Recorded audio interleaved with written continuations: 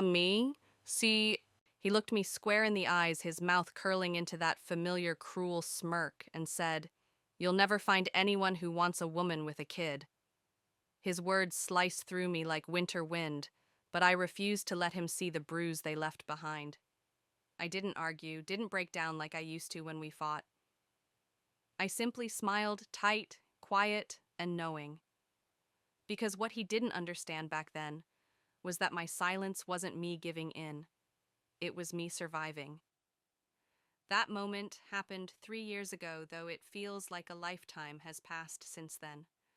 And now, there he was standing at the back of a sun-drenched church, dressed in a black suit that made him look more like a mourner at a funeral than an ex attending his former girlfriend's wedding. My wedding. Jake Carter had the audacity to show up uninvited, without an ounce of apology, standing stiff as a statue, his eyes fixed on the man waiting at the altar. Daniel Walker, the man who was patiently adjusting the delicate flower crown on my daughter's soft curls, the man who held Emma's tiny hand like she was made of glass and stars, that man was everything Jake once told me I'd never find. A man who wouldn't just accept a child that wasn't biologically his, but would love her like she was his own flesh and blood. And as I stepped through the heavy wooden doors and onto the long aisle, I never once turned to face the man lingering in the shadows of my past. My eyes stayed locked on the man in front of me, the man who represented my future, our future. My name is Claire Matthews. I am a mother, I am a survivor, and today I became a wife. But if you only see the woman in white, the one with tears of joy sparkling in her eyes, you'd be missing half the story. You need to know what it took to get here, what came before the joy. Because this journey didn't start with wedding vows and rings. It started with heartbreak, with a newborn baby girl balanced on my hip, and a man who told me I was too shattered to ever be loved again.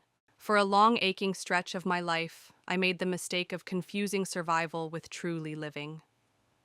When Jake left, it felt like the world slowed down into a grayscale version of itself. I was 26, a single mom with a newborn daughter, no college degree, and an avalanche of bills stacked on a chipped kitchen counter in an apartment where the heat worked only when it felt generous. I worked exhausting double shifts at a corner diner on Maple Street. Early mornings were spent pouring endless cups of burnt coffee for construction crews, and late nights scrubbing sticky booths, while folding abandoned crayons into my apron pocket, promising myself it was only temporary. But even on those days where the exhaustion felt like an iron weight pressing on my chest, I'd come home to one thing that reminded me why I kept going. Emma. She had Jake's deep-set eyes, big, round, and too solemn for someone so tiny, but when she looked at me they softened like she understood we were fighting the world together. Our little two-bedroom apartment wasn't much to brag about. The heating rattled when it did decide to work. The walls were thin enough to hear the upstairs neighbors' arguments, and my room held nothing more than a lopsided mattress on the floor, a crooked lamp missing its shade, and a single picture frame of me and Emma the day she was born, both of us swaddled in hospital blankets. It wasn't perfect, but it was ours. People love to romanticize motherhood. They throw words around like magic and unconditional love. And sure, there's truth in those words.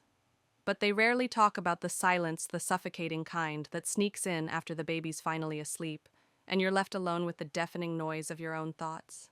That silence. It used to devour me. I was still bleeding both physically and emotionally when Jake slammed the door on us.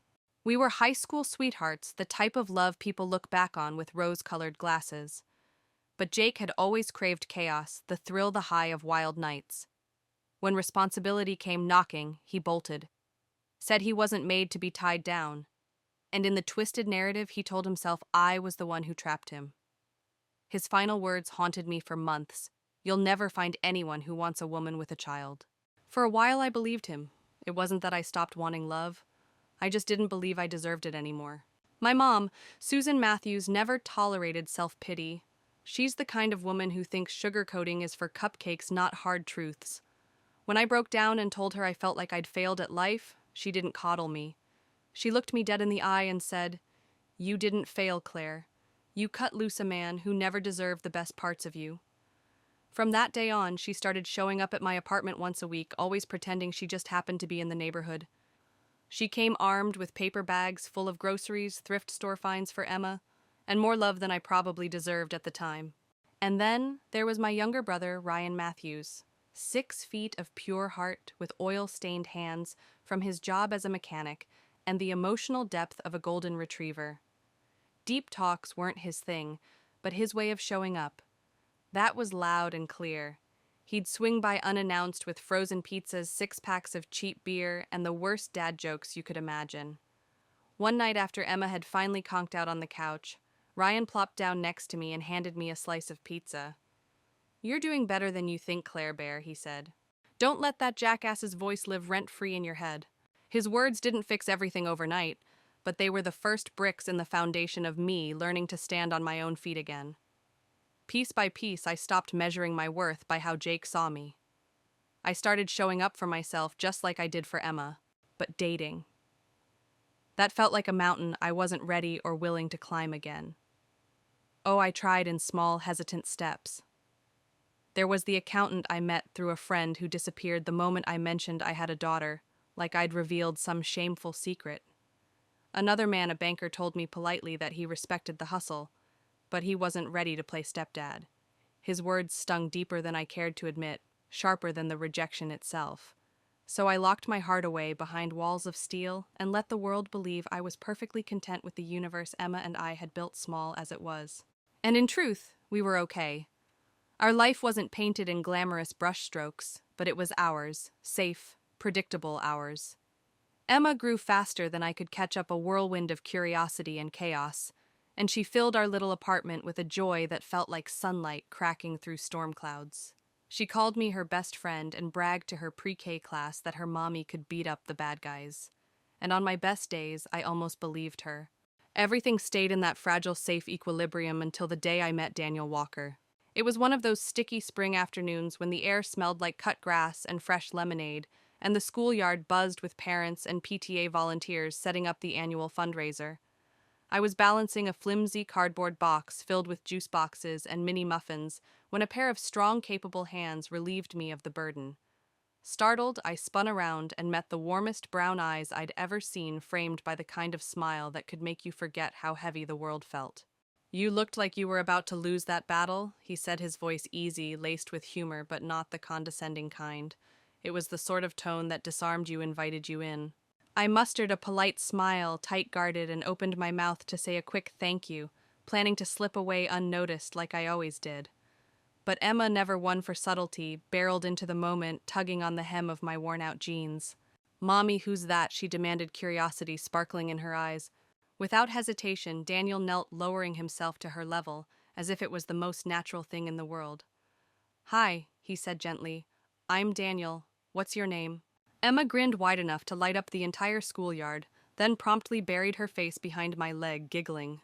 "She's pretty awesome," Daniel said when he stood back up, that same patient smile lingering on his lips, and something I hadn't felt in years, fluttered in my chest. Not love, not yet, but a flicker of warmth, of possibility. I didn't know then that this stranger with kind eyes and steady hands would be the man to undo every lie Jake Carter had ever branded into my skin. But life has a way of sneaking up on you when you least expect it. At first I told myself it wasn't dating.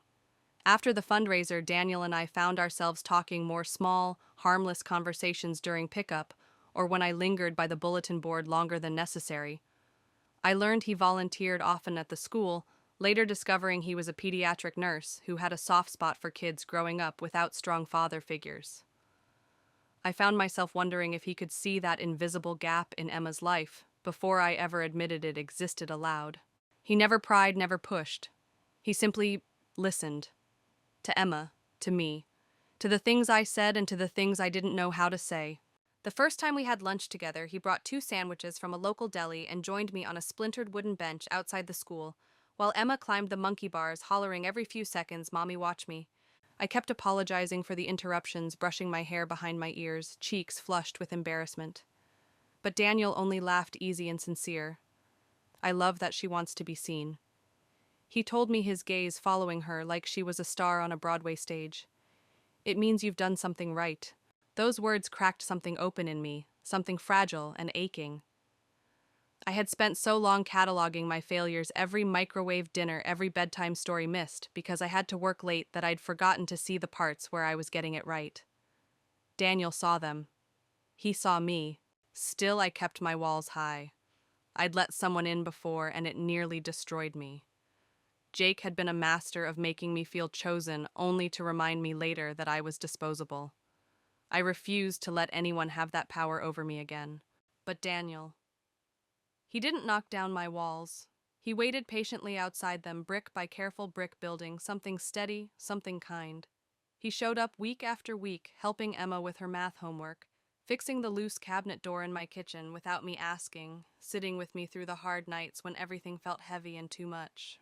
And just as I finally tentatively began to believe that maybe, just maybe this was real, that I could finally breathe without fearing the air would be ripped from my lungs, Jake came back. Like a storm creeping in from the edge of the horizon, he returned without warning. It began, as these things often do not, with a dramatic knock at the door or an unexpected confrontation, but with a text. Short, casual, poison disguised as politeness. Jake Carter, the screen read. Still living in that same rundown duplex, he refused to call anything other than his place. Need me to take Emma for a weekend? No punctuation, no question mark, just entitlement dressed as generosity. I didn't respond. I couldn't. My fingers hovered over the keys, trembling with words I wanted to throw back at him, but I stopped myself. Silence was safer. It didn't invite conversation. It didn't give him an opening. A week later, as if the universe couldn't let me have my fragile peace, he showed up at my door. No warning. No text this time. Emma wasn't home, thank God. She was at Susan's for a sleepover, giggling over popcorn and old Disney movies, oblivious to the ghosts still haunting our doorstep. Jake stood there leaning on the frame like he still owned the space, dressed in his usual too-tight flannel and worn jeans that smelled faintly of stale beer and regret. He claimed he was in the neighborhood and figured he'd swing by to pick up a box of his old junk I'd shoved to the back of the closet months ago. I handed him the box, heavy with things that used to mean something, now just dead weight. I kept my face blank, my voice distant, determined not to let him see how the sight of him still made my skin crawl. But as he turned to leave, he paused, like a predator catching the scent of vulnerability. So he drawled, tilting his head with mock curiosity. I hear from Amanda Reynolds you've been playing house with some new guy. I didn't answer, didn't dignify him with a reaction, but that only fed his appetite. He leaned against the door frame, smirk curling at the corners of his mouth, eyes filled with the same venom that once convinced me I was less than whole. You know, none of that's real, right? He's just bored, Claire. Guys like him, they don't stick around for someone else's kid. Sooner or later, he'll get tired of playing dad and walk. They always do. I gripped the door handle until the cold metal bit into my palm, my knuckles white with the effort of holding back the words burning on my tongue. You done, Jake? I said, finally, voice low, even like steel wrapped in velvet. He shrugged like none of it mattered, like he hadn't just poured acid into the cracks of my soul. Just trying to help you wake up, Claire. And then, with that smug whistle that used to send shivers down my spine, he walked off into the night, leaving the scent of old wounds lingering in the air. That night, sleep refused to find me. The ceiling fan spun uselessly above as my mind raced, churning over his words, letting them burrow deep into the places I thought I had fortified. What if he was right? What if this life I was building with Daniel was just a mirage, a fragile fairy tale waiting to shatter? Daniel called, his voice warm and steady, asking if I was okay. I lied, told him I was just tired. How could I tell him that the ghosts of my past still knew exactly where to hit me?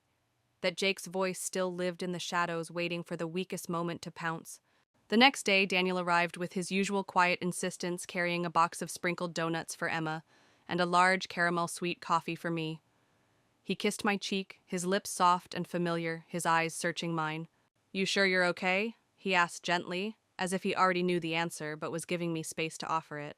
And this time I couldn't hide. I really looked at him, at the way his brow furrowed in concern, at the warmth radiating from his touch, at the certainty in his gaze that told me I wasn't some charity case or a placeholder for something better. He saw me, really saw me. So I told him everything. I told him about Jake, about the words that had poisoned my sleep, about the fear that no matter how much love Daniel showed me, the little voice in my head kept whispering that it would all disappear, that I wasn't enough. He didn't flinch, didn't interrupt. He set the coffee down, took both of my trembling hands in his, and held them like they were precious, sacred. I'm not here out of pity, Claire, he said, his voice anchored, sure, not a tremor of doubt. I love you, and I love Emma. I don't need her to share my blood to be hers by choice. And I broke. Years of dammed-up tears poured out of me, shuddering sobs that shook my entire body. I cried harder than I had in years. That moment didn't erase the fear entirely. Old wounds don't heal overnight, but it placed something stronger in my hands, proof that love could be soft, safe, and fiercely chosen. Still, some stubborn part of me kept waiting for the other shoe to drop. I couldn't quite shake the feeling that Jake wasn't done, that he'd slither back into our lives the second he smelled happiness. But the moment I realized I was ready to choose Daniel, not out of desperation, but out of certainty, it didn't arrive in a grand cinematic crescendo. It came on an ordinary Tuesday under the faded glow of our living room lamp. Emma had fallen asleep on Daniel's chest after dinner, her tiny fists curled into his t-shirt as the static hum of some forgotten cartoon filled the quiet space. Daniel looked down at her, brushing a strand of hair from her cheek, and whispered as if to himself, I don't think I've ever felt this kind of peace before. And right then it hit me. This wasn't a relationship, this was home. A home I wanted to build with him on purpose, with both hands, without fear. The next morning, before the coffee even finished brewing, I told him I wasn't just grateful anymore, I wanted him in our lives permanently. He didn't give a speech, didn't stumble over words. He simply pulled a small velvet box from his jacket pocket and held it out with a soft, hopeful smile. I was hoping you'd say that, he whispered. Later he told me he'd been carrying it for weeks, waiting not to convince me, but hoping I'd arrive at the place where he already stood. Airy mind. The ring was simple, understated by most standards, a slender gold band, embracing a modest radiant diamond that caught the light just enough to whisper rather than shout. But what made my breath catch and my chest ache was what lay hidden inside the band, unseen by anyone but us. 2 names etched in delicate script: Emma, Claire, side by side, joined, permanent. It was the kind of gesture that said more than 1,000 vows could ever hope to capture. That night, under the amber glow of our kitchen light, I sat Emma down on the threadbare couch and told her. I wasn't sure she'd grasp the enormity of what it meant that Daniel was no longer just the man who helped her with spelling homework or tied her shoelaces with a patience I envied, but that he was going to be family. Forever. She squealed so loud I was sure the neighbors heard. Then she leapt into his arms, squeezing him with all the fierce love only a child can give. Does this mean I get to keep him? She asked, grinning up at him with hopeful eyes that mirrored my own on the nights I let myself believe in fairy tales. Daniel smiled, brushing a loose curl from her forehead. If you'll have me, kiddo, he replied softly. And just like that, the next few weeks blurred into a whirlwind of disbelief lists, scribbled on napkins and stolen kisses in between phone calls. My mother, Susan, ever the realist, was overjoyed, though I could tell that relief shadowed her excitement. I think some part of her had always feared I'd barricade myself inside the fortress I'd built to survive, locking out any possibility of love. Ryan, true to form, cracked jokes from the minute we announced the engagement. He declared that Daniel wouldn't be officially family until he passed both a background check and a Super Mario competition, though I suspect he was only half joking. We chose simplicity over spectacle for the wedding, a small chapel just outside town, with windows that caught the morning sun, in such a way it felt like standing inside a watercolor painting. Soft music, close friends, nothing flashy. Emma, of course, would be our flower girl. And yet, even as happiness finally settled into my bones like warmth after a long, bitter winter, shadows lingered. Logan's voice, the old ghost, still whispered from the corners of my mind, telling me that this was all too good to be true, that the other shoe would fall, unraveling everything. Trauma doesn't just vanish into the ether when you find love. It lingers, patient and cunning, waiting for an open door. That door opened the night before the wedding. While packing for the hotel, I stumbled upon an old forgotten journal. Its cover frayed, the pages curling at the edges like old scars. Inside, tucked between 2 pages, was a letter, a relic of the night Jake had walked out.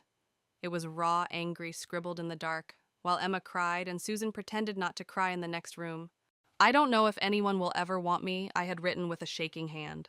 I don't know if I'll ever trust again, but I have to keep breathing. I have to stay alive for her. I read the line 3 times, the ink blurring as tears welled up.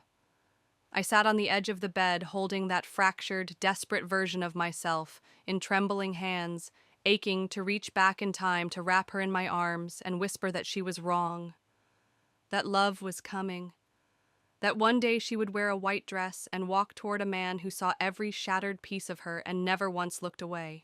Instead, I tore the page out. I ripped it clean in half, as if by doing so, I could sever the last thread connecting me to that woman. Susan found me like that a few minutes later, eyes swollen, the torn paper in my lap. She didn't ask what was wrong. She didn't have to. "You're thinking about him again, aren't you?" she said, lowering herself onto the bed beside me with a sigh. I nodded, throat too tight for words. "He took a lot from you, Claire, but you still showed up. And tomorrow," she said, her voice softer than I'd ever heard it, "you're walking toward a man who gives without taking. Don't let the ghost of the man who hurt you sit in the front row of your happiness." And that was the last time I let Jake haunt me until the next morning. I was halfway zipped into my dress, the satin tight against my ribs, when Susan appeared in the bridal suite. Her face tight, phone gripped so hard her knuckles turned white. "He's here," she whispered, voice like steel wrapped in silk. "Jake, back row, alone." For a moment, everything inside me froze. The air thinned as if the room had been sealed off from oxygen. My pulse drummed in my ears, loud and frantic. But then, like a burst of color in a black and white film, Emma appeared already in her little flower girl dress, twirling, giggling, clutching the small white basket she had insisted on picking out herself. She spun in a circle, curls bouncing oblivious to the ghost lurking in the pews. And I realized Jake could sit wherever he wanted. He could watch, he could regret. But he wasn't the one waiting at the altar. That man, my man, was waiting for me, not looking at my past, but holding space for our future. And I wasn't going to be late. The church smelled like lilies and old wood, a heady, sacred scent that settled deep into my lungs. Light streamed through stained glass windows, casting soft, kaleidoscopic shadows over the pews. Everything felt suspended, as if the universe itself had paused for us for this. Behind the heavy oak doors, I stood, hand wrapped tightly around Emma's. She looked up at me, her eyes wide, sparkling with excitement that buzzed off her in waves. "You ready, Mommy?" she asked, whispering like it was a secret only the two of us could hear. I wasn't sure if she meant the walk down the aisle or the life that came after it, but I smiled anyway, brushing a curl from her cheek. "Yeah, baby, I'm ready." Susan stood to the side, dabbing her eyes with a tissue she pretended wasn't soaked through already. Ryan gave me an exaggerated wink, mouthing the word I needed most: breathe. The music began, a gentle swelling piano that filled the space between heartbeats. The doors creaked open, and Emma, my brave, beautiful girl, took the first step, tossing petals like magic from her basket, her laughter filling the church like a benediction. Every face in the room softened into a smile. And then I saw him. Daniel. He stood at the altar in a slate gray suit, hands clasped before him, eyes locked on mine. He didn't smile right away. He just looked deep, steady, as if seeing something he'd been waiting his whole life to find. And in that moment, it should have been the only thing I noticed. But just beyond the sea of familiar faces, those who had shown up, those who had stayed, stood Jake Carter, a dark silhouette leaning casually against the last row of pews, like a ghost refusing to fade into the background. No suit, no tie, not even the decency of a smile. Just that worn black jacket, his hands shoved deep into his pockets, his jaw clenched tight enough to crack. He didn't look at Emma, didn't acknowledge Susan or Ryan. His focus remained pinned solely on Daniel, like a man watching a life that should have been his slip quietly beyond his grasp. There was no fury in his expression, no simmering rage as I might have once expected. No tears either. There was only emptiness. Hollow, stunned disbelief, the look of someone realizing too late that the world he once controlled had spun on without him, leaving him in its wake.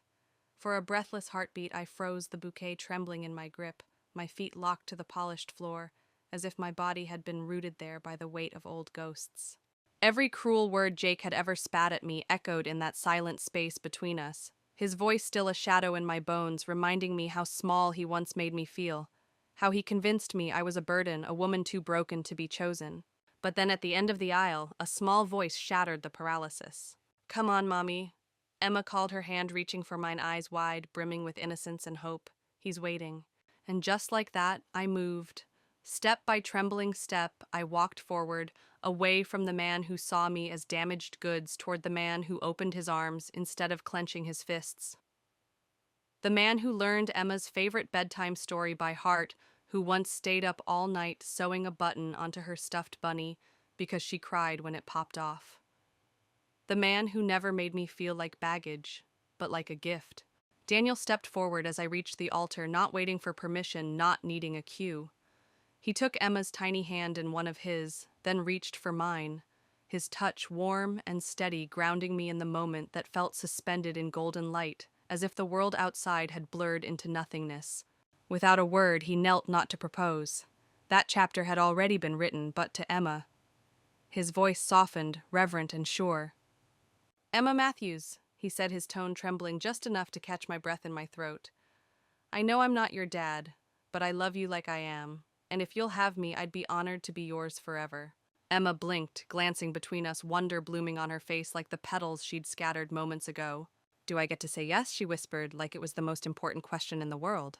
Daniel smiled, his voice catching slightly. "You absolutely do." She nodded so hard I worried her little head might pop off, giggling, her arms flinging around his neck. "Yes." Daniel rose, pressing a kiss to the crown of her curls before turning to me, his voice lowered so only I could hear. "I've got both my girls now." I didn't cry. Though I had expected the tears, braced for them, they never came. Instead, I smiled so wide it hurt. As the rest of the ceremony blurred into a haze of vows, rings, the warmth of Daniel's hands enfolding mine, and the swell of cheers as our lips met, for the first time as husband and wife. I caught glimpses of Susan clapping like she was at a rock concert, Ryan shouting. Finally from his seat, his grin stretching ear to ear. But mostly I remember the look on Jake's face. He never moved, never spoke, never flinched. He just watched, like a man finally realizing he'd lost something he hadn't even known was worth keeping. And I didn't look back. Not during the walk down the aisle, not at the reception, not once. Because the truth is, that day was never about proving Jake wrong. It was about proving myself right. That I was worthy, that Emma and I were never baggage. That our story didn't end the day someone walked out, it began the day someone chose to walk in and stay. Later that night, the house was still and quiet, the kind of quiet I once feared, but now welcomed. Emma had fallen asleep, wrapped in her new pink pajamas, the plastic flower crown still clinging to her head, her breath soft, and even her little chest rising and falling with the rhythm of safety. Daniel had tucked her in while I washed the remnants of the day from my face, still disbelieving that it had all been real. I stood in the doorway of her room, just watching her sleep, feeling a kind of peace I used to believe only existed in stories other people told. It wasn't the kind of safety where you triple-check the locks or double-bolt your heart to keep the world out. It was the kind where your shoulders drop, without you even noticing, where your breath comes easy, not like a task. That night I finally understood. Daniel and I sat on the back porch beneath the gentle glow of the string lights Ryan had helped hang for the reception, their soft bulbs flickering like tiny stars. I was still in my wedding dress, the fabric pooling around my feet. Daniel beside me in his shirt sleeves tie loosened his hand, finding mine under the warm Tennessee sky. His thumb brushed over the ring, the engraved names pressing softly against my skin. "You okay?" he asked. I nodded, my voice thick with a different kind of emotion now. Better than okay.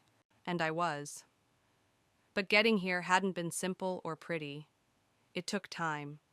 It took nights spent holding a crying baby while holding myself together. It took silence, doubt, disappointment. It took the voice of a man who tried to convince me I was ruined, whispering in the dark corners of my heart.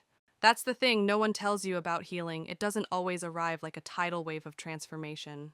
Sometimes healing doesn't roar in with the sunrise. Sometimes it looks like simply holding on until morning, choosing to let the past's venom slip through your fingers instead of curling your fists tighter around it. It looks like silencing your phone when the name of the man who once broke you blinks on the screen. Choosing not to answer. Choosing instead to believe in the quiet, persistent voice inside you, the one that whispers, you deserve more. Jake didn't stay after the ceremony. True to form, he disappeared just after the vows slipping away like smoke before the cake was cut, before the dancing began. I never even saw him leave, and honestly, I didn't need to. Because I had already left him behind years ago, long before the satin dress, the vows, or the gold band resting on my finger. The real goodbye had happened the day I stopped letting his voice drown out my own. I used to think closure was something dramatic, a fiery confrontation, where I'd finally say all the things I'd rehearsed in the mirror, where I'd make him see what he threw away. But I learned something far simpler, far gentler. Closure doesn't always come in loud cinematic moments. Sometimes it's in the sound of a little girl giggling as she spins barefoot on her stepfather's shoes beneath string lights in a backyard. Sometimes it's your mother whispering, "I'm proud of you," with no trace of hesitation in her voice. Sometimes it's lying next to someone who reaches for your hand, even in sleep, holding it like an anchor. That's closure. That's healing. At the reception, Ryan, ever the class clown, stood to make a toast. I braced myself, fully expecting a cringe-worthy joke, perhaps a callback to the time he told a knock-knock joke at our grandmother's funeral. But instead, he raised his glass, his voice rich with something I rarely heard from him, earnestness. "To the ones who stay," he said, his gaze lingering on Daniel. "To the ones who show up. To the ones who pick up the pieces they didn't break and still choose to love every scar. To Daniel for being a real man. And to Claire for proving you don't have to be rescued to be loved." And that was when the tears came harder than they had the entire day. Because in that moment, Ryan's words reached the parts of me that still doubted, that still wondered if I had done enough, if I was enough. And he was right. I didn't wait to be rescued. I had rescued myself. I held myself together when I thought I might shatter, and in doing so, I didn't just survive, I built something better. A home, a family, a future. Jake had been wrong. Someone did want a woman with a child, but not just anyone. Someone strong enough to hold space for both of us. Someone kind enough to see that Emma wasn't a burden, but a gift. And that I wasn't broken, I was rebuilding. If you're reading this, if you've ever been made to believe you're too damaged, too complicated, too much, this is for you. You are not too much for the right person. You are not a second choice. You are not your past. You are the author of your next chapter. And sometimes the best part of the story doesn't start until the person who never deserved you puts the book down and stops reading. So yes, Jake was there. But he didn't get to see a tragedy. He witnessed a miracle. One he walked away from. And I didn't wave. I didn't cry. I didn't even blink. I just kept walking toward the life he swore I'd never have. And in doing so, finally stepped fully into the woman I was always meant to be. If my story reached into the part of you that aches, that doubts, that longs to believe healing is still possible, don't keep it to yourself. Like this story, if you believe in the possibility of healing, share it with someone you know who might need a reminder that their story isn't over yet. Leave a comment and tell me about your turning point. I read every single one. And if you haven't yet, subscribe. There's more where this came from, more raw, real, and honest stories that remind us that we're never as alone as we think. Thank you for being here. Thank you for letting me tell this story. And remember, your past does not define you. The way you rise from it, that's what shapes the story that's still yours to write.